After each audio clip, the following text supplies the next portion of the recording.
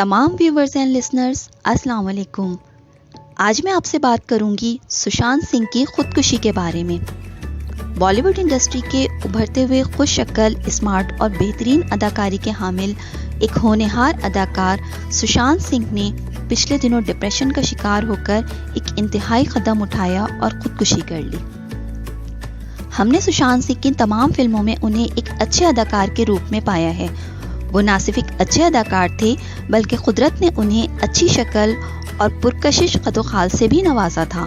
ان قریب ہی ان کی ایک نئی فلم ریلیز ہونے والی ہے جس کا نام ہے دل بیچارہ۔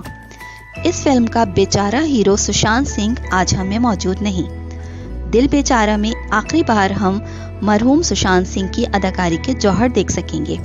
اس فلم کے علاوہ سشانت سنگھ نے اور بھی بہت سی فلموں میں کام کر کے کامیابی اور شہرت کی منازل طے کی تھی۔ ان کی فلموں میں ایم ایس دھونی، ڈرائیو، رابطہ، چچورے اور کیدر ناتھ جیسی قابل ذکر فلمیں شامل ہیں۔ اتنی ساری کامیاب فلمیں کرنے کے بعد اور اتنی شہرت اور دولت کمانے کے بعد بھی سشانت سنگھ اپنے ہی ہاتھوں پھندر ڈال کر اس دار فانی سے کوچ کیوں کر گئے؟ اس سوال کے جواب میں جتنے منہ اتنی باتیں ہیں۔ کسی کا کہنا ہے اتنی محنت کے باوجود ان کو وہ پذیرائی نہ مل سکی جو وہ چاہتے تھے۔ کسی کا کہنا ہے کوئی انہیں مینٹل ٹارچر دے رہا تھا۔ کسی کا کہنا ہے ان کے ساتھ سیاست کھیل کر ان کا فیوچر تباہ کرنے کی پلاننگ کی جا رہی تھی۔ الغرض جتنے منہ اتنی باتیں ہیں۔ ساتھیوں، یہ بالی ووڈ انڈسٹری کا پہلا واقعہ نہیں ہے۔ اس سے پہلے بھی بالی ووڈ کے کتنے ہی اداکار کسی نہ کسی سبب سے خودکشی جیسا قدم اٹھا چکے ہیں اور آئندہ بھی یہ سلسلہ شاید اسی طرح قائم و دائم رہے گا اگر اپنے ہی ہاتھوں مر جانے والوں کو ان کے جانے کے بعد سر آنکھوں پر بٹھایا جاتا رہے گا۔ اس سلسلے کی روک تھام کے لیے ضروری ہے کہ اس بزدلانہ اور غیر انسانی عمل کی بھرپور مذمت کی جائے اور اپنے رویے سے اپنے ہی ہاتھوں مر جانے کا ارادہ رکھنے والوں کے دل و دماغ میں یہ بات بٹھا دی جائے کہ ان کے دنیا کی جانے کے بعد دنیا میں ان کی وہ بدنامی اور ذلت ہوگی جس کا وہ تصور ہی نہیں کر سکتے۔ شاید اس طرح وہ اس بزدلانہ اور غیر اخلاقی حرکت سے باز رہنے کی کوشش کریں گے اور زندگی جیسی نعمت کی قدر کریں گے، لیکن اس کے برعکس ہمارے یہاں ہوتا کچھ یوں ہے کہ لوگ اس طرح جانے والوں کی حمایت میں ڈھیروں آنسو بہانے بیٹھ جاتے ہیں اور مر جانے کے بعد ان کو مزید شہرت کی بلندیوں پر پہنچا دیتے ہیں۔ کسی زندہ انسان کے لیے کبھی اچھا نہ چاہنے اور نہ کرنے والے بھی خودکشی کرنے والے بزدل انسان کے لیے اپنے ہمدردانہ خیالات کا اظہار کرتے ہوئے آٹھ آنسو بہانے بیٹھ جاتے ہیں۔ لوگوں کے انہی رویوں سے بزدلوں کی ہمت بڑھتی چلی جاتی ہے اور وہ خودکشی جیسا غیر اخلاقی بزدلانہ عمل کر کے دوسروں کی بھی حوصلہ افزائی کرتے ہیں اور دوسروں کو بھی بزدل بناتے ہیں۔ ہمیشہ یاد رکھیں، اچھے برے حالات انسان کی زندگی کا حصہ ہوتے ہیں۔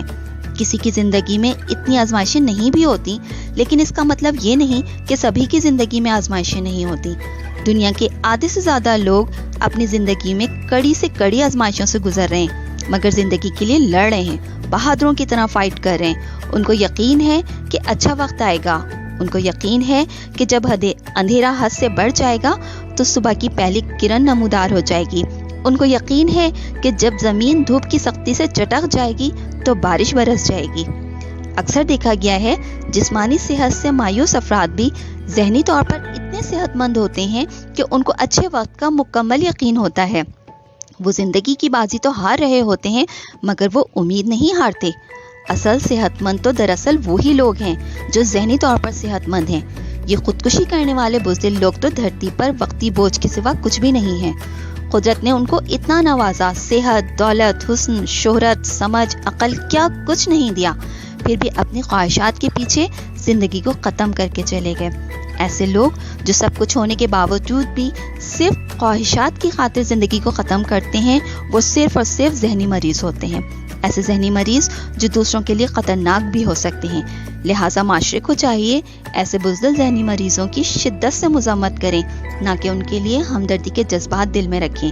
جنہوں نے قدرت کے دیے ہوئے بیش بہا قیمتی انعامات کو محض اپنی خواہشات کی خاطر نظر انداز کر دیا اور اپنی ہی جان لے لی، ایسے خود غرضوں کے لیے رونا دوسروں کو بھی خود غرض بنانے والی بات ہے۔ عہد کریں کہ کسی خودکشی کرنے والے شخص کے لیے اپنا دل مضبوط رکھیں گے اور خودکشی کی اس حد تک مذمت کریں گے کہ آئندہ ایسی جرأت کرنے والے اشخاص کے دل میں خوف پیدا ہو جائے کہ وہ خودکشی کے بعد ایسی رسوائی اٹھائیں گے کہ جس کا تصور بھی ان کے لیے محال ہے۔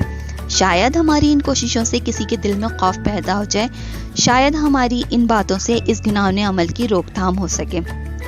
صحیح اور ایک اچھی بات بتانا میرا کام تھا، اس پر تنقید یا تائید کرنا سننے والوں کا حق اور ان کا ظرف ہے۔ اگلی ویڈیو تک کے لیے اجازت دیجیے۔ اللہ حافظ۔